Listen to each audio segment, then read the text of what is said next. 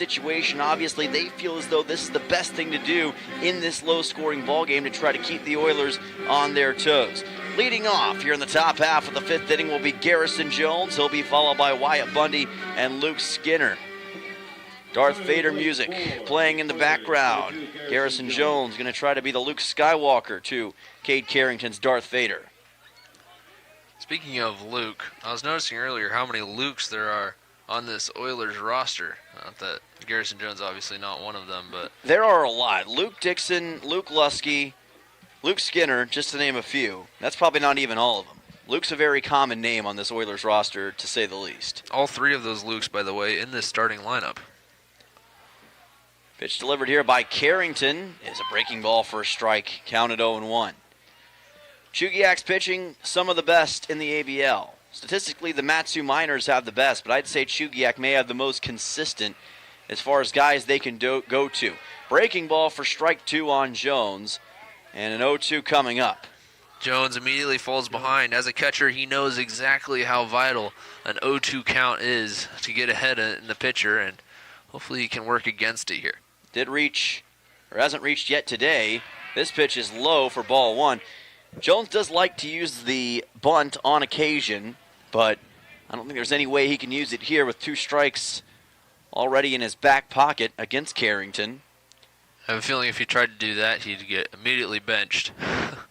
1-2 pitch on the way. Here's a chopper up over the mound to the second baseman who throws on the run. It's close, but he does secure the out. Josh Thompson with a great play to Cal Whipf. Yeah, that was a terrific play by Thompson, charging in.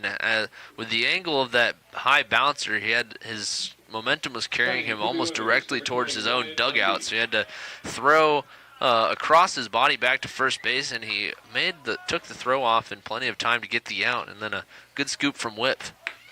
So that'll bring on the next man in the order, Wyatt Bundy, as he watches a ball go by for a 1-0 count. Carrington from Olivet Nazarene University, and he hails from Middlebury, Indiana. 1-0, Bundy tries to bunt it. Pitch goes by him, and it's in for a strike. Count at 1-1. Bunty has squared on both the pitches he's seen in this at-bat, 1 for a ball and 1 for a strike. In his first at-bat, we saw him square on all 4 pitches that ended up being a walk, so maybe he's trying the same technique again. It worked for him last time. That was against Asher Abrams. This is his first time against Carrington. 2-1 coming up. Pitch delivered.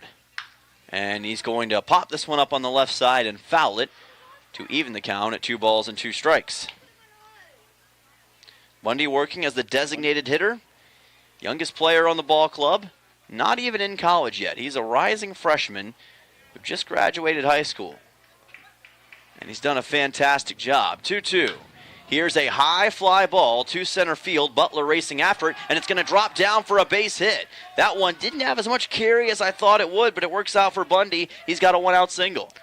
Yeah, the Oilers' fourth hit of the ball game. They've picked up 1 hit in each inning besides the third. Maybe this will be the one that the Oilers manage to get around and score. This could be the opportunity the Oilers are looking for. Just 1 out. Bundy is at first, and Luke Skinner will come to the plate. Flew a ball out to center in the third, his first time up. He hit that ball very, very hard, though, as we've seen him do a couple times today. Maybe this will be the magic touch. He's going to try a bunt. Pitch is high on a fastball for ball 1.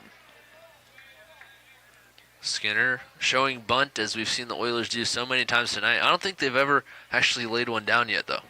Yeah, they haven't been able to lay one down successfully yet. Haven't even made contact on a bunt so far in this game. Chugiak well prepared for it, at least so far. 1-0 pitch. He's going to try it again. Tries to lay it down and fouls it to the left side to even the count at 1-1. Take it back. Nellis did have that attempted bunt earlier that just missed being fair. Was that a swinging bunt, or was it a bunt? I think it was just a bunt. Okay. Yeah, 1-1 coming up here to Luke Skinner. That was toward the very start of the game when he tried to get one on Abrams. 1-1 pitch coming up, and this will be a bunt. Will it stay fair? No. Count at 1-2 as it rolled to the left of the third base line. There's so much spin on that. In order to keep that fair, you almost have to shoot it out towards the shortstop and let it spin back towards the line.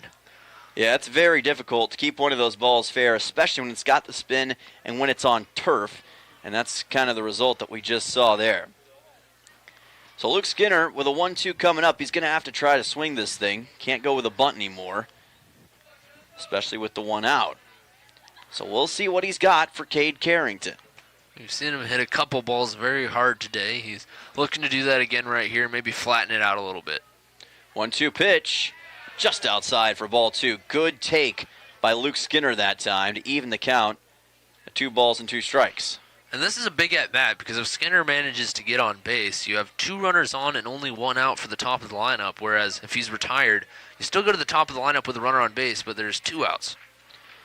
2-2 pitch coming up. Carrington hesitates, and he almost fell off the mound trying to get that thing off. That'll bring the count to 3-2, almost a balk. Yeah, he brought his leg up like he was going to pick off towards first base in that lefty unique fashion, and then decided to go towards the plate and almost lost his balance, and like you said, caused a balk. Could have been disastrous. Payoff pitch. Skinner pops it foul up behind the plate. Count stays full. Feels like a make-or-break inning already. I don't know what it is. It just feels like that. With a runner on first base and 1 out, it feels like a big at-bat. Well, you never know how much longer you're going to be able to keep the Chinooks at bay, so it feels like you got to start scoring some runs in your own right, and maybe soon against Carrington. 3-2 to Skinner. Just outside for ball 4, and he will make his way over to first. He had to be bold at the plate, but it pays off. He reaches on a walk, and that will put runners at first and second for the Oilers, and it brings up the top of the order. That's an absolute gargantuan take right on the edge, and he gets the call just outside. And so he advances to first for free. That puts a runner in scoring position, plus obviously Bundy on first base, Skinner on first base for the top of the lineup in Shane Cannon. Shane Cannon does not have a hit in this second game yet. He has struck out looking and grounded out to third, but we know he's got some stuff always in the chamber. Cannon, he's going to pop this one up foul. Cannon doubled and scored in the third inning, part of those 2 consecutive doubles from the top of the lineup in the third to get the Oilers their one and only run of the ballgame. By the way, the rain has pretty much ceased here in Chugiak now, so that shouldn't be an issue the rest of the way, as long as there isn't any pop-up showers coming through. Cannon's had a couple big doubles recently, and a chance for a third one right here. 0-1, ground ball up the middle, right to the shortstop. Chance to turn 2, out at second and out at first. The Oilers got a double play just a few moments ago, and now the Chinooks get one here to end the top of the 5th. So Cannon is retired on the 6-4-3, and that will bring us to the bottom half of the 5th inning. Back in just a moment here on ESPN, your score still 0-2-0. Looking for fun for the whole family that they will love? Head over to Jumpin' Junction on K Beach Road, the Peninsula's entertainment center for all ages. Play in the arcade, dive into the active VR game room, glow it up with blacklight mini golf, bounce on inflatable fun, and grab a snack at the snack bar. Birthdays, work parties, and so much more. You can book them now at Jumpin' Junction on K Beach Road. Jumpin' Junction, where there's fun for the whole family. Who would you call if your vehicle broke down? If you just had an accident or just spun off into the ditch? You might be able to think right now, but in the moment, it might be hard. So here's what I want you to do. I want you to add this name and number to your phone in case of emergency. Okay, are you ready? It's Genwar. That's Jenwar, Towing and Recovery, 394-6068. That number again is 394-6068. Available 24 hours a day. Genwar Towing and Recovery. Make sure it's in your phone.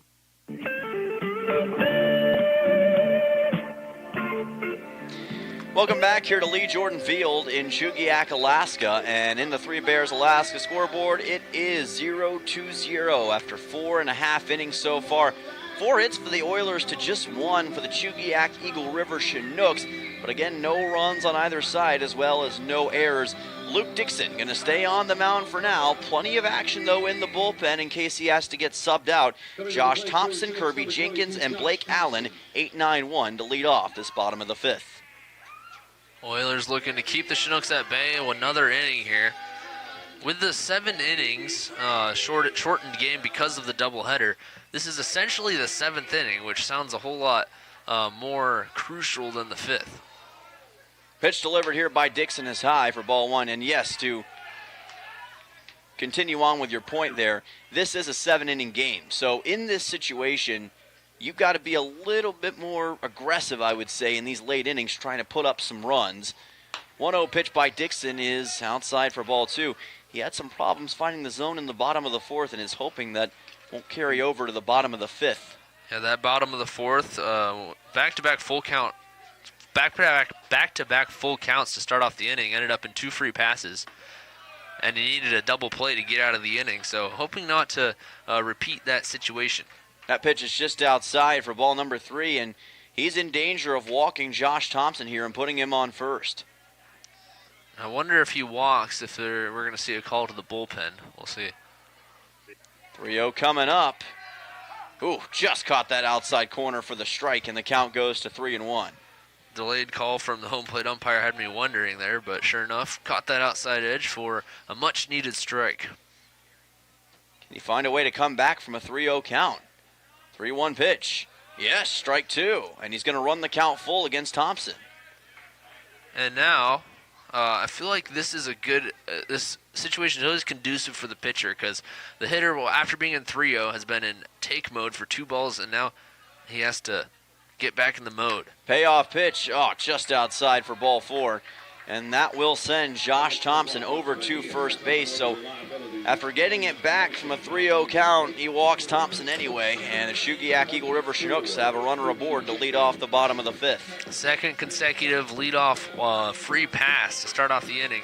Last inning, he followed it up with a walk as well. So hopefully we don't see that again against the bottom of the lineup, because that's definitely not what you want to see, is 2 runners on base and nobody out for the top. Plenty of action right now in the Oilers bullpen. Looks like Justin Parks and possibly Nate Ramirez down there warming up. We'll keep an eye on those two, as this pitch is well inside for ball 1. And it may be sooner rather than later that Dixon has to be taken out of this game if he's going to walk another batter here. 1-0 pitch coming up to Kirby Jenkins, who reached on a single last time. Oilers hoping to get at least 1 out here. Make this a little more controllable. And high for ball 2. As you said, the more balls he throws here, the more out of control the Oilers get. So just get back in the zone, let him hit it, and put it in control. Put it in your defense's hands. We've seen him turn 1 double play already today, and wouldn't that be huge right now? 2-0 pitch coming up. Dixon gets it in there for a strike on a great fastball, brings the count to 2-1. It's a great pitch. I don't know. Maybe it's just me, but something looked different out of the hand of that one. Obviously it was a strike, but just a lot crisper from Dixon, and hopefully it's a good sign he can get back in the zone. Yeah, it seems like much more control on that pitch. Going to try the 2-1, and this time it's too low for ball 3. 3-1 coming up, and Jenkins, the Arkansas Tech product, playing against his former teammate Luke Dixon. Both of them played at Arkansas Tech this past year. No doubt had this same sort of drill countless times in practice. And the 3-1 on the way. And that's upstairs for ball 4. And Dave Dawson looks like he's seen enough. He's going to make his way out of the dugout. And as he watches one of his Arkansas Tech players take base, he's going to sub out his Arkansas Tech pitcher, Luke Dixon, and bring in somebody from the bullpen. We'll find out who in just a moment. So it is still 0-0 between the Oilers and the Chinooks. We will find out who the new man on the mound is in just a moment on ESPN. Don't go anywhere. Let's go fishing. Let's go see Alaska. Whatever your adventure is, Three Bears Alaska is here to help your adventure. They're a one-stop shop with easy-to-get in and out fuel pumps. Great for RVs, boats, campers, recreational trailers, work trailers, pretty much anything. And with locations in Cooper Landing, Sterling, Kenai, and Anilchik, you're on your way. Three Bears also has groceries for your adventure, fishing and camping gear, a liquor store, ice and fishing licenses as well. For your next adventure, stop by Three Bears Alaska.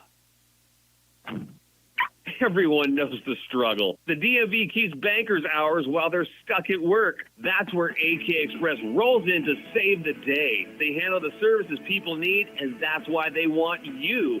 Open until 6 p.m. Monday through Friday and Saturdays 11 to 3. AK Express makes busy schedules easier. Conveniently located at the corner of K Beach and West Poppy Lane. Next to Everybody Rides Again. AK Express, where convenience is king.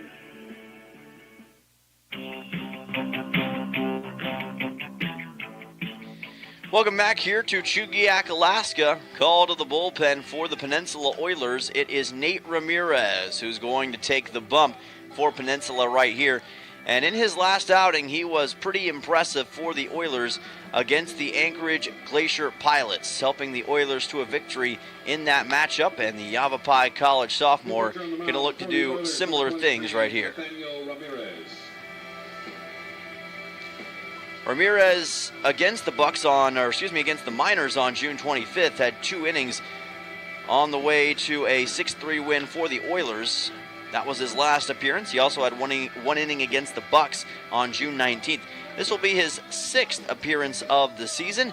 He's often called out of the bullpen, and he's done a pretty solid job in several of his appearances, but he's going to inherit a pretty tough spot. No outs and 2 runners on base in Josh Thompson and Kirby Jenkins. And to top it all off here, Tucker, he's got the top of the lineup for the Chinooks to contend with. Absolutely, and in the first game, the top of the lineup was absolutely brutal. I think they ended up going 6 for 9 with a bunch of singles, RBI. They scored, I think, 2 RBIs and 4 runs, something like that. So just a ridiculous outing from the top 3 in the order. Thankfully, been able to be somewhat subdued here in the second game.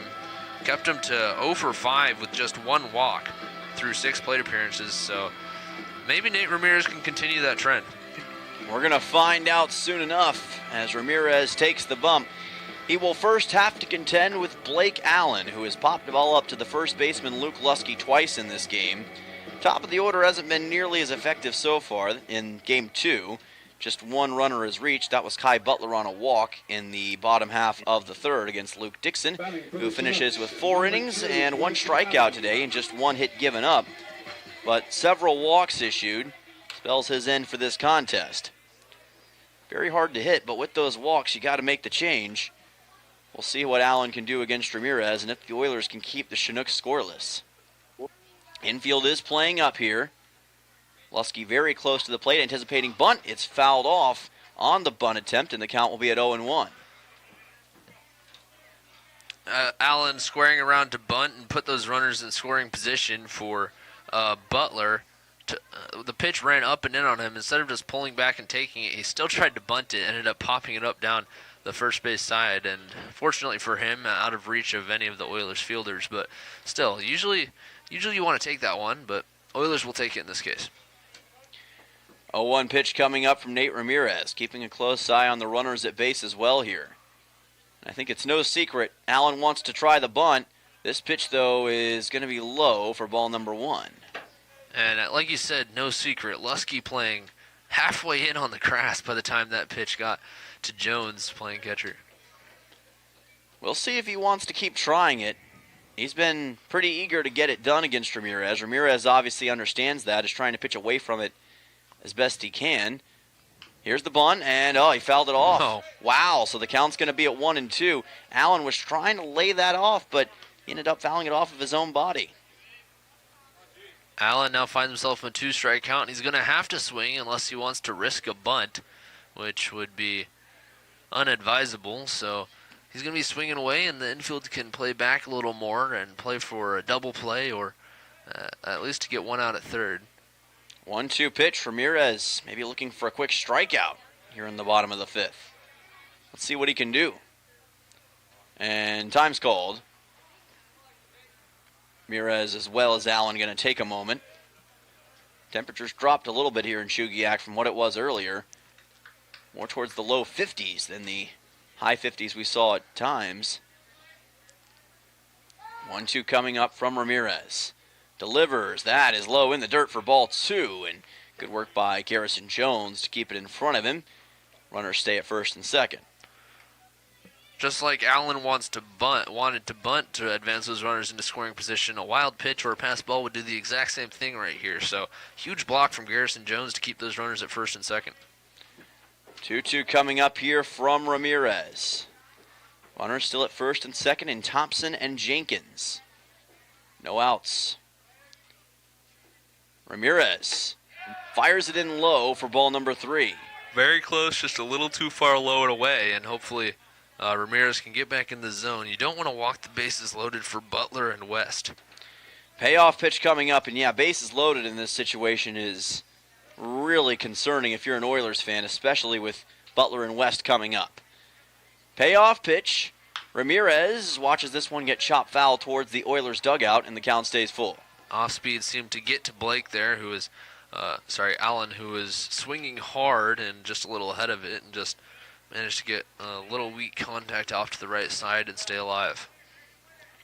3-2 coming up. Ramirez trying to battle back against Allen, who's battling back himself. Runners, second baseman almost took off. 3-2. This ball's popped up on the left side, into left field. McCormick and Cannon underneath it. McCormick wants it, makes the catch for out one, and that is certainly going to help the Oilers here. Yeah, that is exactly what the Oilers wanted. If not a strikeout, it was a shallow pop-out just like that. Essentially does the same thing as a strikeout, and now you're one step closer. Certainly not out of the woods yet with 2 runners on and 1 out for the best two of the best hitters in this lineup, but definitely a huge step closer. That was a hard-earned out for Nate Ramirez and this Oilers defense. Butler did reach on a walk from Dixon back in the third. He's also flown a ball out to right today. A fly out here wouldn't be the worst-case scenario, but it probably would allow, at least create the possibility of Thompson advancing to third. So want something more if you can take it here, maybe even a ground out into a double play again. Pitch inside from Ramirez for ball 1. Kai Butler 0 for 1 on the day with a walk. Also went 0 for 3 earlier, so not having his greatest day, but that does nothing to diminish his skills as a hitter. Well, he's had a great season so far. Sophomore out of Cal State LA in Clovis, California. 1-0 pitch coming up from the man from Prescott Valley, Arizona, Nate Ramirez. 1-0 pitch, runners are going. Here's the throw from Jones. It is in time, and they're going to get him out. No! Whoa, they say that he's safe. They say the tag was not applied by Holubowski, and I don't agree with that one, and I don't know if Dave Dawson does either. Dave Dawson headed out to give the field umpire a piece of his mind, as the field umpire did have a rough view of it. He was standing out closer to in between the mound and second base, so he had a view from behind the runner diving in, but unfortunately, from his angle, it looked like the runner was safe, and I don't know how much this talk from Dawson is going to do to overturn the call. Well, from my angle, and it is a bit of an odd angle, it looked like he got him in time, but umpire didn't see it that way, so the count will be at 2-0, and yeah, it's probably not going to rest too easy with Dave Dawson. That's big because that puts 2 runners in scoring position here, and you still only have 1 out. So that is a massive call here in this situation with Kai Butler at the plate on a 2-0. 2-0 pitch delivered by Ramirez, and that's low for ball 3. So what was a bad situation is getting worse as Ramirez is in danger of giving Butler his second walk of the day.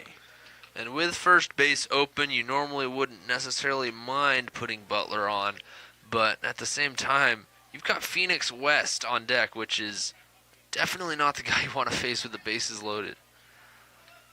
Well, they're going to walk Butler here, and I'm not sure what the problem was. Did they get the count wrong on the scoreboard or something? Dave Dawson's going to make his way out of the dugout, and looks like they may be making a pitching change here. So Nate Ramirez's day might come to a short end, but all kinds of confusion here in these last few plays.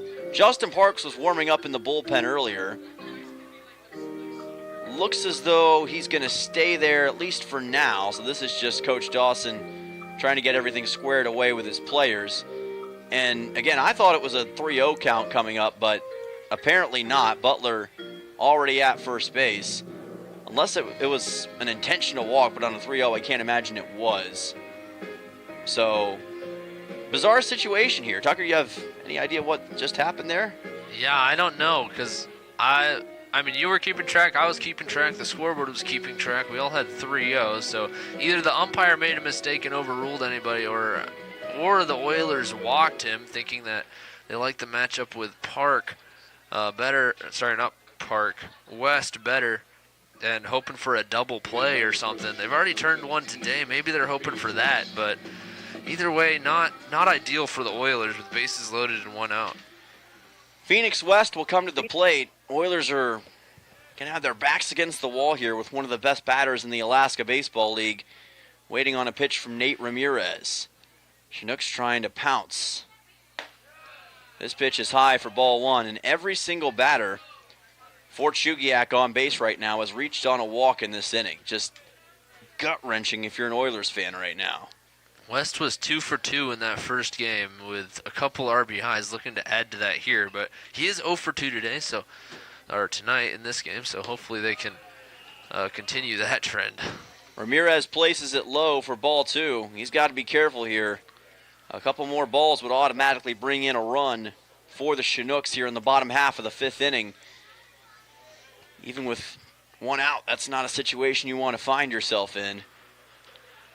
Ramirez takes a deep breath, delivers the 2-0. Well inside, it gets away from Jones, and this is going to bring in a run for Chugiak.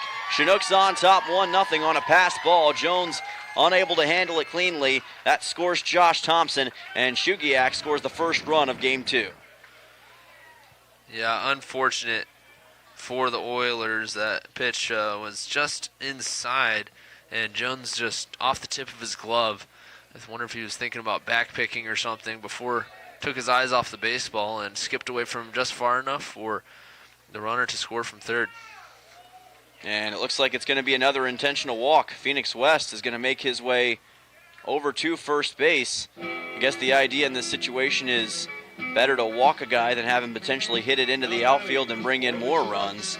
Also, that puts the double play in play with a force at first base. Right.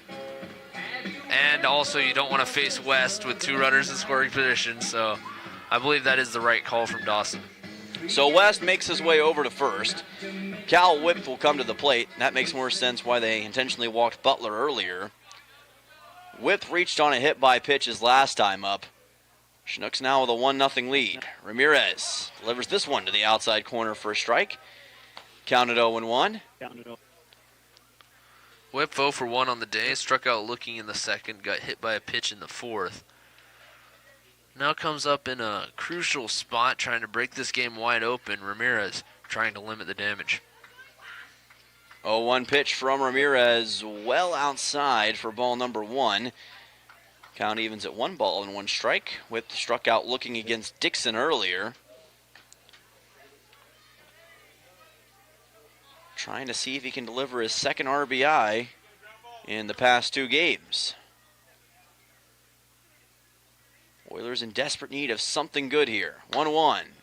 This could help, and it's popped up and fouled too far to the left side. Off the bat, I was thanking our lucky stars, but unfortunately just out of play. Yeah, I had the same reaction there. Thought for a second it was going to stay in play, but not the case. So 1-2 coming up for Whip. Of course, a strikeout would be even better in this situation for Ramirez, and he's on the verge of doing just that. Can he take care of Cal Whip and get that crucial second out here in the bottom of the fifth? 1-2 pitch. And just high for ball two. Again, very tight zone from these umpires, and give them credit, they're sticking to it. Whip very nearly got rung up for the second time tonight, but just missed. 2-2 coming up. How does Ramirez gauge this situation? Exchanging signals with Jones, and the 2-2 coming up.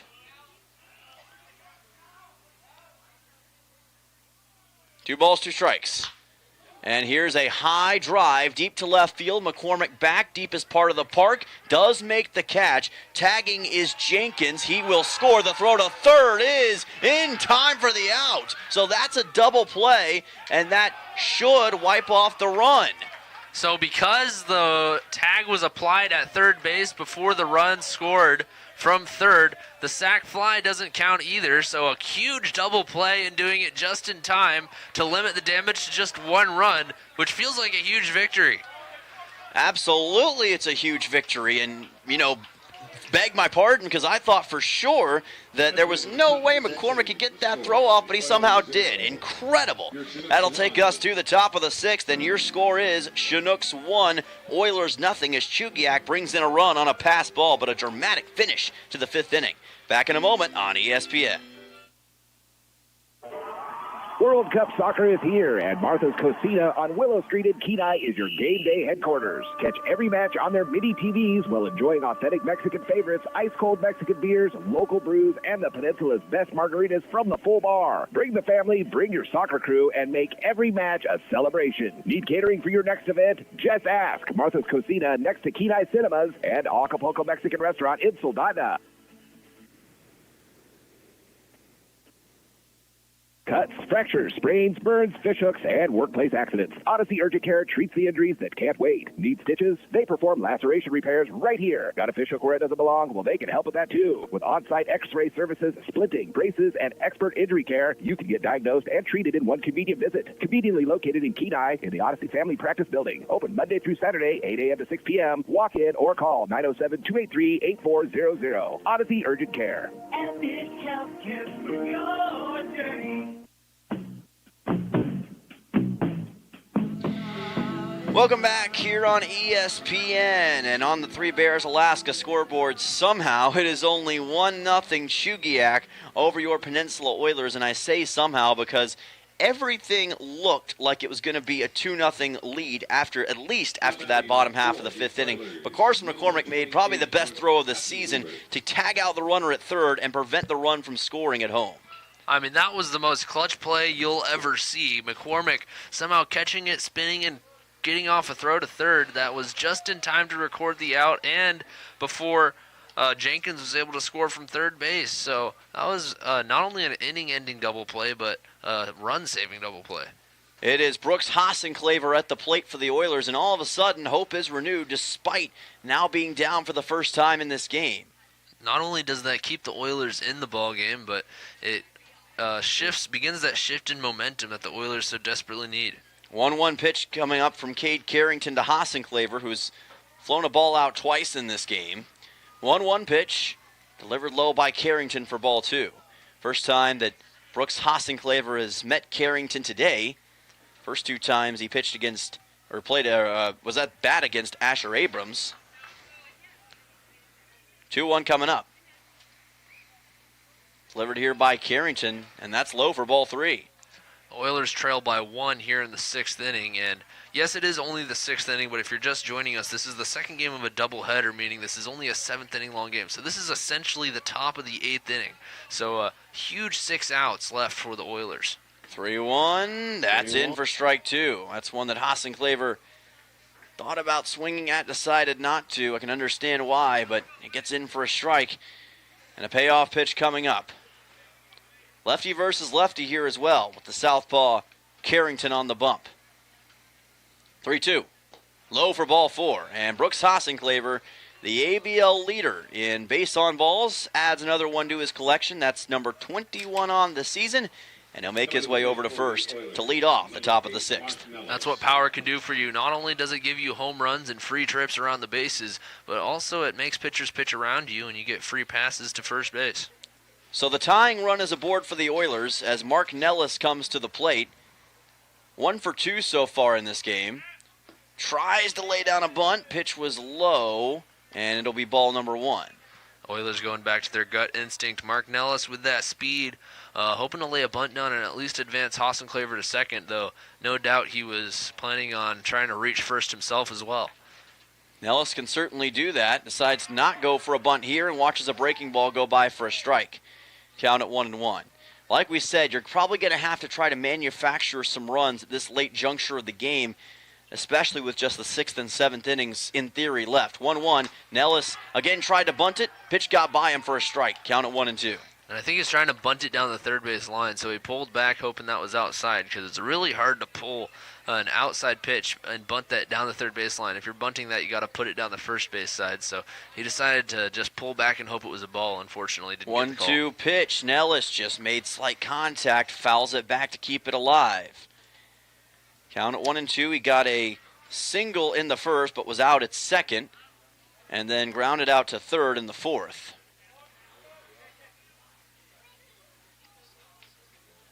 1-2 pitch coming up from Carrington. Nellis, a high drive deep to left field. That will stay in the yard and be caught by West, and it forces Hassenclaver back to first. Put a good charge into that one, unfortunately. Easily playable for West. It was hit basically right at him. If you hit that 40 feet to the right, that's in the gap, a double, RBI double. Luke Lusky comes to the plate. Reached on a single in the 4th inning and popped the ball up to first in the 2nd inning. Lusky and the Oilers in desperate need of a hit right here to try to get Hasenclever closer to home. Some of the best power on the team. Carrington hesitates, delivers, just high for ball 1. Good take from Lusky, not getting too greedy and swinging at the high cheese in a 0-0 count, and now finds himself ahead in the count already with Hasenclever on first base. The South Dakota State Jackrabbit looking for maybe his biggest hit of the season right here, and he swings and misses on a Carrington breaking ball. Strike 1. Boy, if that had been a fastball, he was all over that. Yes. Unfortunately, just ahead of the breaking ball, and it's okay with no strikes to swing hard like that because, like I said, if that had been a fireball, he would have smoked it. 1-1. That's low, and that gets away from the catcher, and that will allow Hasenclever to take second.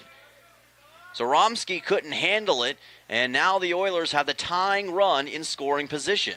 And that's a huge 90 feet. Like you said, he's now in scoring position. All you need is a single and a gap to score him. Of course, Hasenclever not with the best speed on the team, but he can still chug, and he'll get home if you can put one in the gap. If he gets the opportunity, he will. Big gap, by the way, in right center field right now for Lusky. Almost a hit by pitch. Well inside from Carrington for ball 3. And just like we saw Lusky swinging for the fences in that 1-0, and he almost got a hold of it good. Now he's in a 3-1. He can do that again if he gets a pitch to hit. So, exciting situation for the Oilers. Zaromsky's going to meet on the mound and talk to his pitcher Carrington. Kind of in a similar situation that Luke Dixon was in not all that long ago for the Oilers. Now Carrington's starting to struggle to find the zone. Just walked Hasenclever, and he might be on the verge of walking Lusky if he's not careful. Hasenclever on second base represents the tying run in a 1-0 ball game. Lusky, of course, the go-ahead run. 3-1 pitch coming up to the South Dakota State Jackrabbit. Delivered. That is low. It's ball 4. 2 runners on base now for the Oilers on 2 walks from Cade Carrington. Hasenclever at second, Lusky at first. And now with 2 runners on, Carson McCormick, who had an absolutely sensational play to keep this game at 1 moments ago, is now stepping into a box to hopefully get it done on both the defensive and offensive sides of the ball. Easton Babe is on the mound for the Chinooks, the head coach of Chugiak. And, of course, it looks as though he will be making a pitching change. So that'll end the day for Cade Carrington. Ends up going for an inning and a third here in game number 2. Oilers are threatening with a chance in this top of the 6th to try to take the lead and snatch a win in game 2 of the doubleheader. We'll be back in just a moment on ESPN. Don't touch that dial. Hazardous trees are such a problem here on the Kenai Peninsula, but they have to be handled, and the place to call is AK Tree Solutions. With many years of experience in residential hazardous tree removal, they offer guaranteed customer satisfaction, and they're very accommodating. Let's go AK Tree Solutions. one more break after tree this. Pruning, and they're licensed and insured. Get those hazardous trees. Yeah. Call Appreciate it. AK Tree Solutions, 907-398-2903. That's 907-398-2903. Ready to spice up your day? Playa Azul Mexican Restaurant in Kenai is serving a bold, authentic Mexican food. Made with love and packed with flavor. New to town or just passing through, this is your must-stop spot for amazing variety, unbeatable prices, and all your favorites. Enjoy the free salsa bar and kick back with cold beer or a glass of wine. Located just past the last traffic light in Kenai, headed north. Playa Azul is where the fiesta never ends. Come hungry, leave happy. Playa Azul Mexican Restaurant.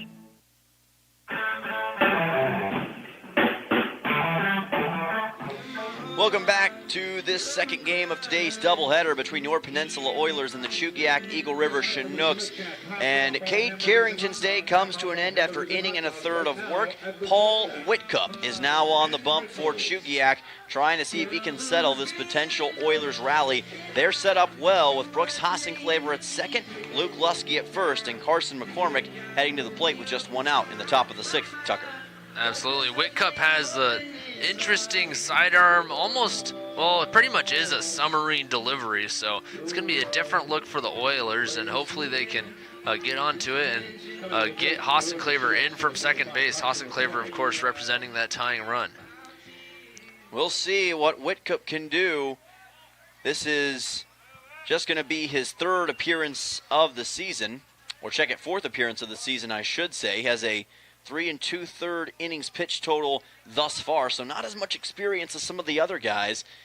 He's going to have a big test here against McCormick. There's the sidearm, almost a hit-by pitch. That was screaming towards McCormick. He kind of had to lean back. Count goes to 1-0. Whitcup out of Richmond University and hails from McLean, Virginia. Part of a heavy southeast presence for this Chugiak Eagle River Chinook squad. 1-0 pitch to McCormick. This is upstairs for ball 2. And this is a nightmare potential situation if you're a Chinooks fan, with the bases loaded and your last two pitchers perhaps struggling to find the zone consistently. But for the Oilers, you just got to stay disciplined at the plate and take what comes to you here. McCormick watches the 2-0. That's low for ball 3.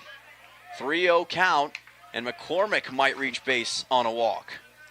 And judging by just what I've seen, the small sample size from Whitcup here, I have a feeling that he can be absolutely lethal when he's hitting his spots, but when he can't find the zone, as he's having trouble right now, maybe he opens up the door for the Oilers to get to him.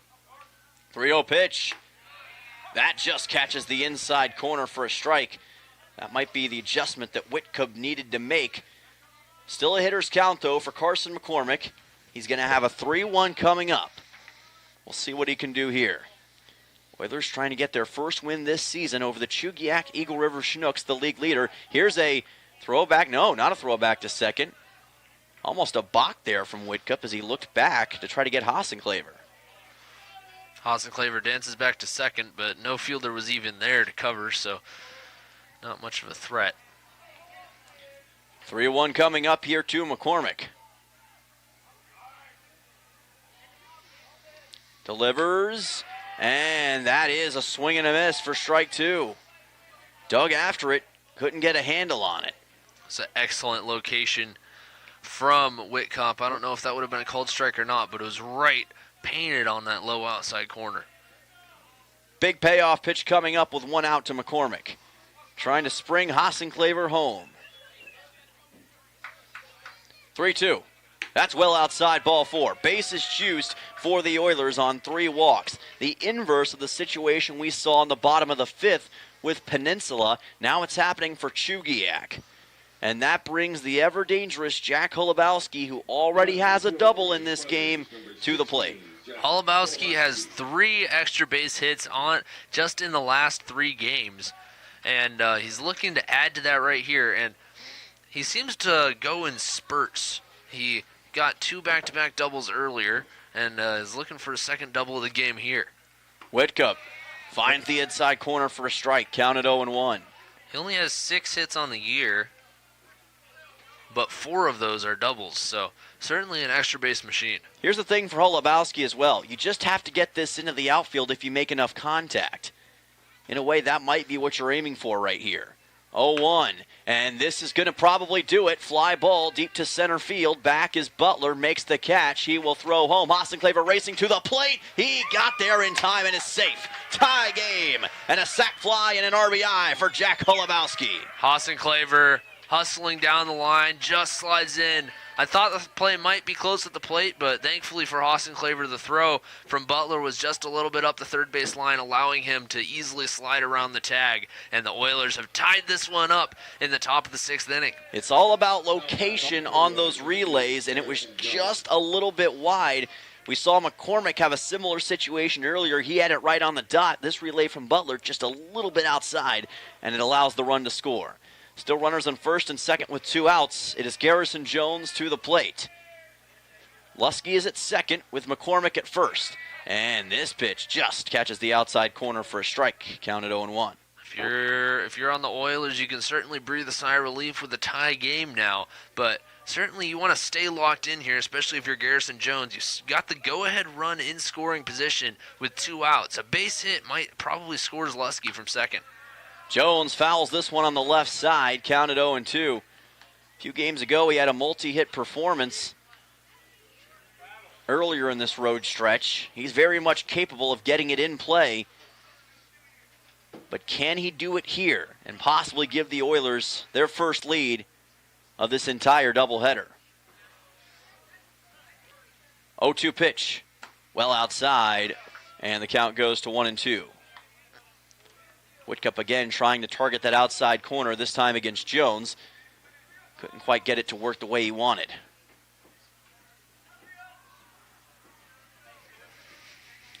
1-2 coming up to Garrison Jones. Can the Oilers take the lead here in the top of the 6th? Whitcup takes his time. Jones swings and misses at it, and that will end the top half of the 6th inning on a strikeout swinging on Garrison Jones.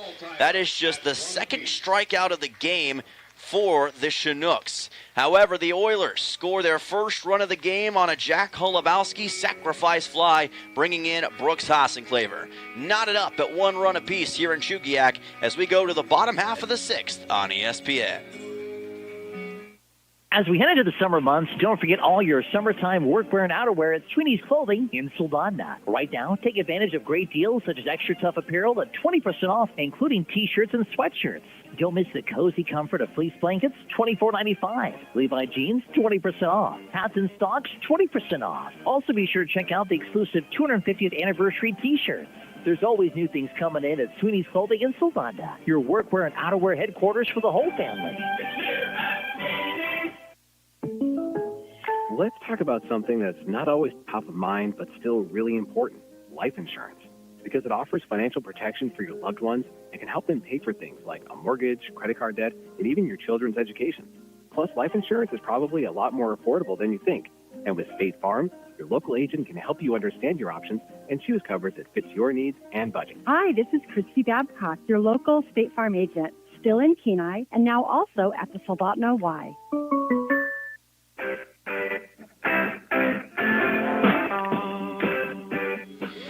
Welcome back to Lee Jordan Field in Chugiak, Alaska, and welcome back to Oilers Baseball on ESPN.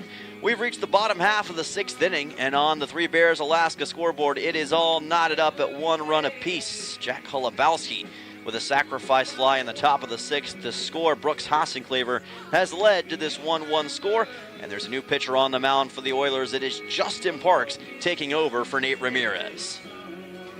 Absolutely. I think this Oilers rally to tie this game in the top of the 6th inning was actually initiated on the defensive side of the ball on a huge double play from McCormick out there in left field, catching the deep fly ball and managing to throw it back into third base to get the tagging runner from second base before the runner from third scored, and kept this game at 1 run and ended the inning. I think that started the momentum shift in favor of the Oilers. This is the 4th appearance for the 6'7", 260 player out of Yavapai College. He is a sophomore. He's gone 4 innings twice this season, once against the Glacier Pilots and once against the Bucks. He also won 1 inning against the Pilots on June 24th earlier in this road stretch. He will deal with Drew Hurst, Nick Moyer, and Luke Zoromski. 5, 6, and 7 due up in the order for the Chinooks. At 6'7", 260, Parks certainly makes for a dominating figure on the mound. Has a huge frame, and he's got a heck of a fastball as well, and did some solid stuff with Yavapai this past season. His first pitch is going to be low here for ball number 1. Top it all off, he's a lefty, so looks a little different than if you're used to righties. Yeah, the southpaw certainly has a heck of an arm, some of the best speed of any pitcher on the team. Very passionate about the game of baseball. 1-0 pitch, and that's a beauty for a strike. Count goes to 1-1. There's that fastball you were talking about, that just electric, a lightning strike, just caught the inside edge. And that's what Parks likes to do. He likes to challenge you with that fastball, and it's very hard to get a hit off of it, at least cleanly. 1-1 on the way. This is popped up and fouled by Hurst to bring the count to 1-2. Now ahead in the count, he can as I've said before, he can now go after the hitter, bury something in the dirt, and with that fastball, you're going to be probably getting more swings and chases than you normally would because they're already triggering earlier than they would normally would. Parks delivers. Just low for ball 2. Hurst has reached twice on a walk in this game, once in the second and once in the 4th inning. He's been very patient at the plate and very careful of watching where the ball is in the zone. It's a heck of an opening test here for Justin Parks. 2-2 pitch. Here's a chopper to the right side. Right to Lusky. He will tag the bag and unassisted put out at first base to start the bottom of the 6th. Lusky able to play that one back on a hop. He DH'd earlier today and now is in the field, and he's played excellently on the defensive side as well. So it's a big first out for the Oilers. Another step closer to keeping this game scoreless as we head to the 7th, essentially heading to the 9th. Nick Moyer comes to the plate. He's flown a ball out twice in this game. First time taking on Parks right here. Parks fastball against the righty batter. Misses inside for ball 1. Moyer 0 for 2. He's put a charge into a couple balls, but came up empty. 2 flyouts to the outfield. Parks taking a little more time in between pitches here. 1-0. This ball is popped up over to the right side. Hassenclaver racing after it, wants it. He will make the catch for out number 2. So Moyer is retired, and that will bring on Luke Zoromski, the catcher, who's grounded out twice, once into a double play. Those appearances coming in the 2nd and 4th innings respectively. So far, so good for the 6'7 lefty.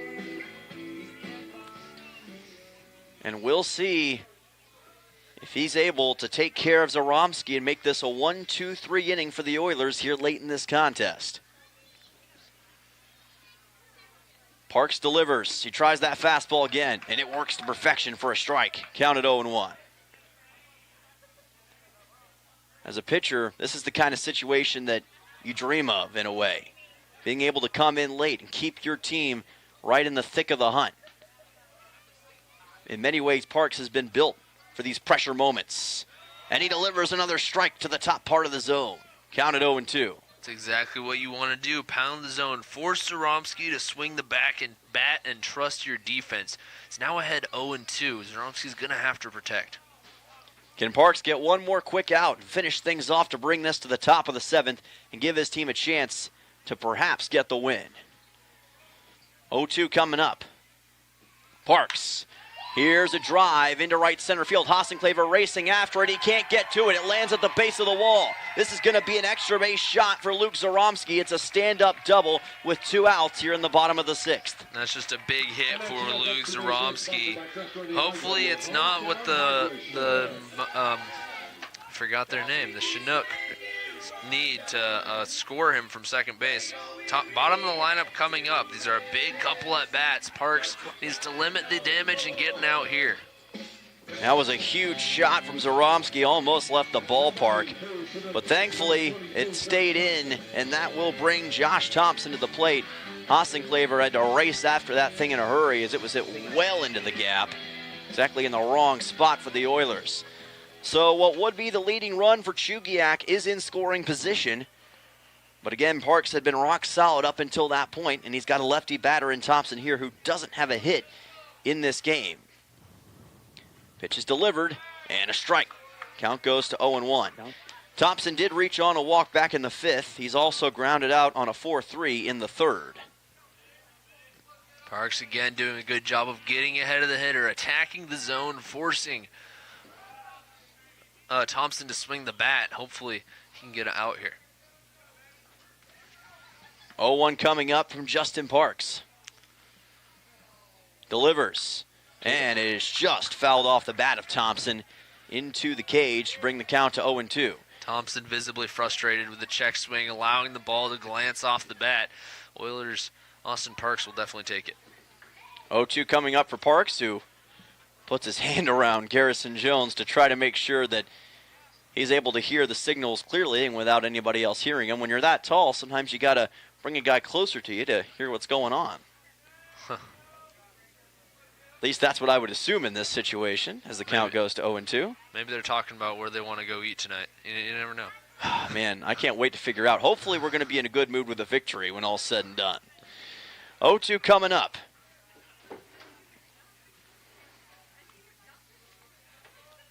Parks looking for the K against Josh Thompson. Delivers, and that's low in the dirt for ball number 1. As he tried to heat up the fastball, was also trying to get Thompson to chase after it. He didn't flinch. 1 ball and 2 strikes coming up to number 22. Again, he's got an 0-2 count. He's got plenty of room to work with. The danger of that pitch is if it skips by Jones and you allow that runner to advance to third base. 1-2 pitch coming up here for Justin Parks. Can he get the K on Josh Thompson? No, it's going to be in the turf and off the cage, and that will allow for Zaromski to make his way to third as the count goes to 2-2. And there you go. That one just a little too far low and away for Jones to handle. You can't blame him. He's made a bunch of stops tonight, and unfortunately, that one just too far out of reach. Thankfully, it's just 90 feet, and Zaromski, while he is standing on third base, is still matters none if they're unable to score him. So Parks still just needs to focus on the batter here. 2-2 here on Thompson. Last few pitches have been low, and that one is as well for ball 3. And Thompson has not chased on any of them. Thompson just working an excellent at-bat. Falling behind 0-2 early and working back 3 fouls and a foul ball. Now he finds himself in a full count pitch. Huge spot for the Oilers and the Chinooks. Payoff pitch coming up to Thompson. Parks delivers, and that's low for ball 4. A lot of low pitches on Thompson here, and he reaches for the second time on a walk in this game. Well, it does extend the inning. The Oilers are not without hope. It's the 9-0 coming up. You've still got one more batter to work with before you have to go to the top. So you need this out right here. You cannot allow Jenkins to reach base, or you're going to have to face the top of the lineup with the bases loaded. Caden Thorpe is going to come to the mound to have a conversation with Justin Parks and try to get this situation sorted out. High drama here late in Chugiak. We'll be back in 30 seconds here on ESPN. Don't go anywhere. Your health matters every day, not just when you're sick. At Peninsula Community Health Services, we're here to keep you well with personalized primary care and preventative services for the whole family. From checkups and screenings to managing ongoing conditions, our caring team is ready to help you stay ahead of your health. Don't wait. Take the first step toward feeling your best today. Call PCHS at 907-262-3119 or online at pchsak.org. Peninsula Community Health Services. Healthcare for all.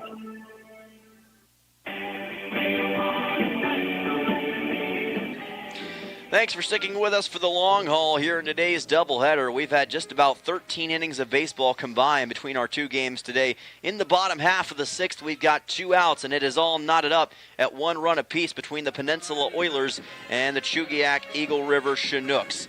Kirby Jenkins will be at the plate for Chugiak here, the 9-hole hitter. Again, runners at the corners for Chugiak. Justin Parks on the mound, trying to put a quick stop to any potential Chugiak rally. Well, there has been a crack in the dam. It hasn't flowed yet, as they can still plug it up right here with a quick out. That's all they need is 1 out in this situation, as Parks just outside on this pitch, maybe a little high. Count goes to 1-0. In that last batter, he faced Josh Thompson, really focused on the lower part of the zone and kind of missed it every time he tried it. Now trying to go a little bit higher on Jenkins and reestablish control. 1-0 pitch from Parks. This is fouled off to the right side by Jenkins, who is 1 for 1 with a walk on the day. Reached on a single back in the 3rd and a walk last inning. Yeah, Jenkins having a good day at the plate. The only thing that gives you hope is that he is batting 9 holes. So hopefully Parks is able to get the best of him here. And you want to take care of this batter as well and make sure the top of the order doesn't pop up in this bottom of the 6th to give you even more trouble if you're Justin Parks. 1-1 coming up from big number 30. This is fouled directly into the cage and shakes our camera. Brings the count to 1-2, but we'll take the foul ball. I hate to admit it, but I did flinch on that one. Well, it's easy to, especially when you got a ball coming at you at, 85, 90 miles an hour, something like that. 1-2 coming up. Thankfully, the camera didn't get dislodged. That's the best thing for those watching on YouTube. And it helps Parks because it gives him that second strike. Can he finish the job on Jenkins and keep this thing tied going into the 7th? Runner goes here. 1-2 pitch, and a called strike 3.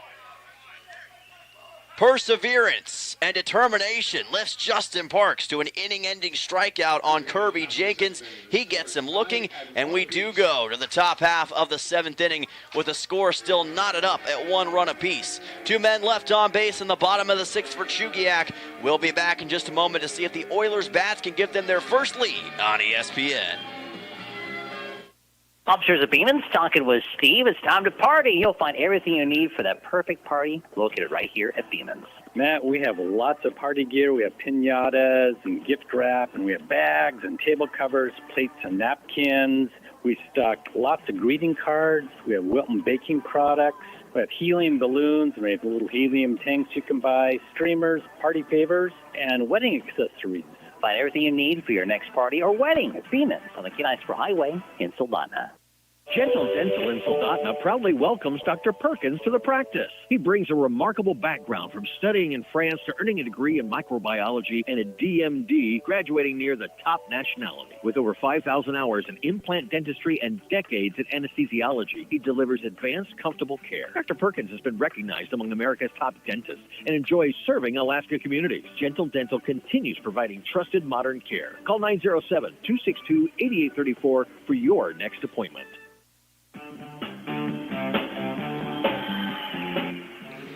Welcome back to Chugiak, Alaska. Dylan Simmons and Tucker Blau joining you here on ESPN and on YouTube.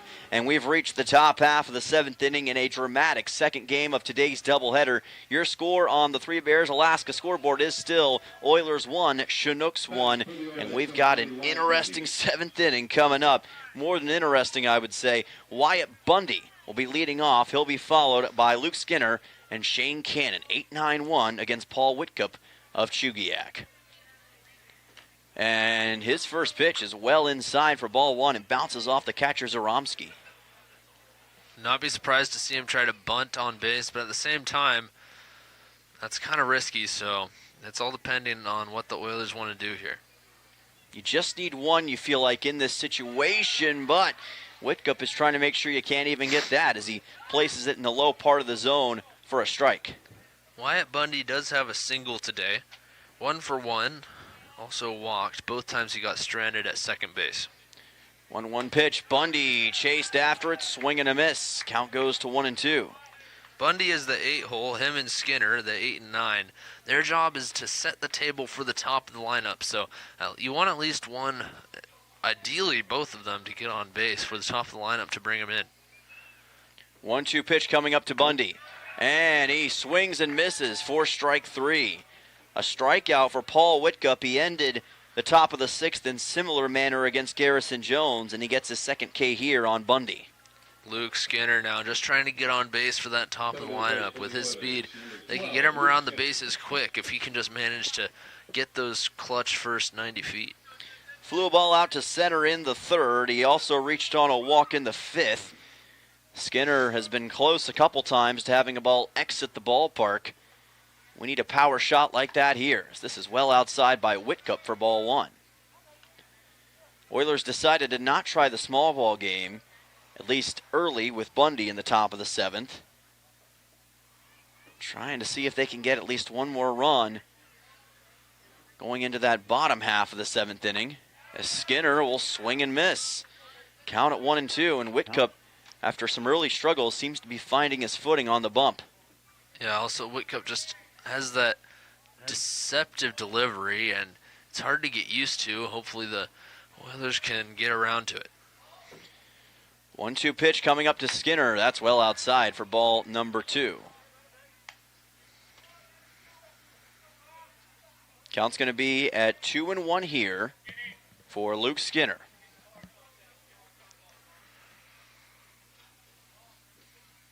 Whitcup takes his time, and a foul ball by Skinner will move the count to 2-2. The Oilers have hit the Chinooks 4-2 tonight, but the Oilers have managed to work only 2, 4, 5 walks.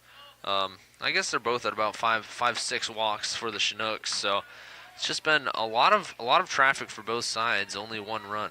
Good take by Skinner. That pitch is outside for ball number 3. Full count coming up. This is a huge, huge moment in this top of the 7th. 3-2. And that's well outside for ball 4. Ooh. Skinner on to first with a 1-out walk, and that will bring us back to the top of the order. That's Skinner's second walk of the game, and this one is just as big as the first. He comes now on first base with the top of the lineup due up with less than 2 outs. Shane Cannon comes to the plate. He's been frustrated in this second game. He's 0 for 3 so far. Grounded out into a double play in the top half of the 5th inning. He's also grounded out to third and struck out looking. We'll see what he can do here against Whitcup. In the first game, he had a huge double and ended up scoring their only run. So looking to replicate that here in the second. Whitcup just high for ball 1. What would be the leading run for the Oilers, represented by Luke Skinner, is currently at first base. Got to find a way to get him home if you're the Oilers to give yourself a chance to win this thing on the road. 1-0, and it's going to be a bunt laid down by Cannon. Can he beat the throw to first? He cannot. It does advance Skinner over to second base, but that is also out number 2, so it's a big risk versus reward situation as Brooks Hossenclaver will come to the plate. Luke Skinner now on second base with one of the best hitters in the ABL stepping up to the plate. Hossenclaver with a huge opportunity here, and I would be surprised, though, if he gets anything to hit. Dave Dawson talking to Brooks Hossenclaver before what could be considered the biggest at-bat of the season for the Oilers right here. Trying to get their first win against the Chugiak-Eagle River Chinooks. 10-4 at the top of the Alaska Baseball League standings. Oilers will still be behind Chugiak no matter what happens in this second game, but a win today would certainly boost their confidence and prove that they are among the elite of the Alaska Baseball League here in 2026. Brooks Hossenclaver has already proven himself among the elite. One of the best batters in the league. Reached on a walk back in the 6th and has scored the game's only run so far. He had a massive RBI double in the 3rd inning of game number 1 that scored Shane Cannon, and as you said, gave the Oilers their only run in that game. Now Hossenclaver trying to work his magic again with 2 outs in the top of the 7th, and Luke Skinner at second base.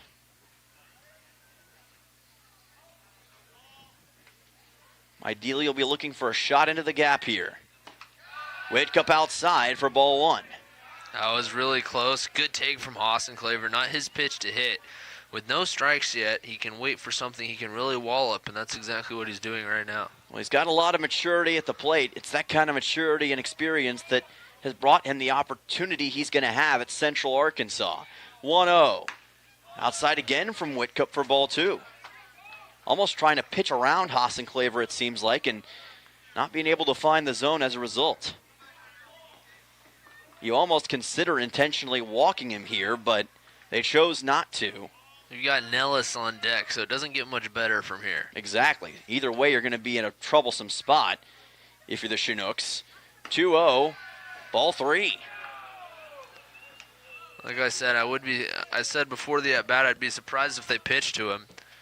And sure enough, that's what it seemed like, although the pitching coach is headed out to the mound, so I'm not sure if that was part of the plan or not. Yeah, he's going to make a call to the bullpen. He's seen enough from Paul Whitcup here. So Whitcup is going to make his way off of the bump, and with 2 outs here in this inning, we're going to see, they're going to intentionally walk Brooks Hossenclaver, it seems, as well. So Hossenclaver is going to be at first, and we'll have a new pitcher coming on for the Chinooks.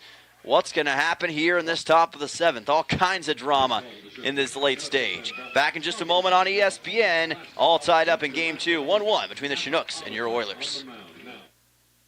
Injured, recovering from surgery, had a stroke, brain injury, or trouble swallowing? Central Peninsula Rehabilitation Services is here to help you feel your best again. With expert care in physical therapy, occupational therapy, and speech-language pathology, our team creates a plan tailored just for you. From neurological conditions and sports injuries to joint replacements and everyday aches, we've got you covered. With 4 convenient locations in Kenai and Soldotna, care is always close to home. Learn more at cph.org. Just search rehab. This is Mark from Steam on Wheels. Wanted to talk to you about the Greer poly tanks that we are now stocking. We've got tank sizes from 1,000 gallon, 1,250, 1,500 gallons. What sets them apart from the competition is that they have up to a 10-foot ferry depth. Sometimes you need a tank that can withstand more than 4 feet, and these are where these poly tanks really shine. We do have tanks in stock. As a customer, you can come by and pick them up, a contractor as well. Please give us a call at Steam on Wheels, 907-262-3240.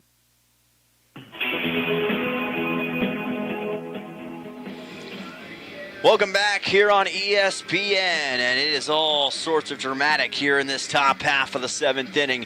2 outs so far in the frame, but the Oilers are threatening. Runners at first and second. It is Brooks Hassenclaver who has just intentionally walked to first base. Luke Skinner represents what would be the leading and potentially winning run for the Oilers at second base. And the new pitcher on the mound coming in for Paul Whitcup is Evan Rossi. Rossi is a senior out of Seton Hall University, and he hails from Pittsburgh, Pennsylvania. So a D1 pitcher, and he'll do his best to try to limit any potential damage for the Oilers here. Mark Nellis is at the plate. Oilers need one solid shot to possibly take their first lead of the game. Nellis 2 for 6 on the day between the 2 games, so a good chance he'll get a base hit here, and with Skinner on second base, I believe anything that touches the grass got a good chance of scoring him. Rossi's first pitch is low for ball number 1. And again, you just need one solid shot into the gap in left or right center to bring in Skinner and probably give yourself the lead right here. Sun is back out just in time as well. 1-0 pitch with 2 outs. Fastball's high from Rossi for ball 2. Wow, great location from Rossi, just didn't get the call. And Nellis now finds himself ahead. He's in a hitter's count at 2-0. All he needs is he can swing away here to pitch to hit. 2-0 pitch coming up. How aggressive will Mark Nellis want to be? 2-0 is delivered. That's a called strike. Count at 2-1 on that fastball from Evan Rossi. Chinooks have been very hard to score on the entire day. Oilers just have 2 runs total so far between the 2 games. But they're trying to come back here. 2-1. Nellis with a high fly ball deep to center field. It's going to stay in the yard, and Butler makes the catch for out number 3. Oilers had a chance, just couldn't capitalize, and we remain tied at 1 run apiece going into the bottom half of the 7th inning. Oilers are going to send out Justin Parks one more time to see if they can keep it tied up and force extra innings. Back in just a moment on ESPN. Dan's Automotive has the best customers in the world. What about Asia? We love Asia. We work on Toyotas, Hondas, Nissans, Hyundais, and Kias. What about Amsterdam? Do they even make cars? No matter what side of the car the steering wheel's on, we got you covered. Dan's Automotive, serving the best customers in Alaska. Call 907-420-0416. Fall is just around the corner. Are you ready for your next chapter? At Kenai Peninsula College, we're ready for you. Registration for the fall semester is now open, offering the classes you need close to home. And big news, our residence hall is now open.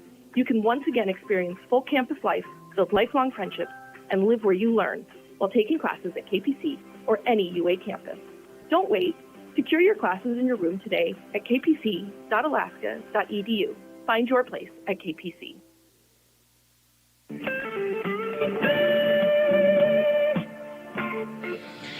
Welcome back here on ESPN, and we are approaching the bottom half of the 7th inning of this 7-inning doubleheader game between your Peninsula Oilers and the Chugiak Eagle River Chinooks. Justin Parks will take his spot on the mound once again. Oilers had 2 men on base in that top of the 7th inning, Tucker, but just couldn't bring in what could have been the lead run. Yeah, it was a big opportunity for the Oilers. They managed to make something out of seemingly nothing. They had 2 outs and got Nellis up to the plate with a runner in scoring position, and just unfortunately Nellis with that fly out to center field. He hit it well, just got too much air underneath of it. Top of the order is due up here for Chugiak. Blake Allen, Kai Butler, and Phoenix West, barring any pinch hitters, which I'd imagine there won't be. Oilers trying to force extra innings. Pitch delivered here by Parks is just outside for ball 1, a little high. 1-0 count coming up for Blake Allen, who's 0 for 3. He's popped the ball up each time. Parks, this time, catches the outside corner for strike 1. Allen had 2 hits in the first game of this twin bill. He went 2 for 4 with a run scored. Thankfully 0 for 3 today. Hopefully the Oilers can keep him subdued as they have so far. Parks delivers the 1-1, and it's going to be a swinging bunt laid down, and that is going to allow Allen to take first. That was a perfectly placed bunt by Blake Allen.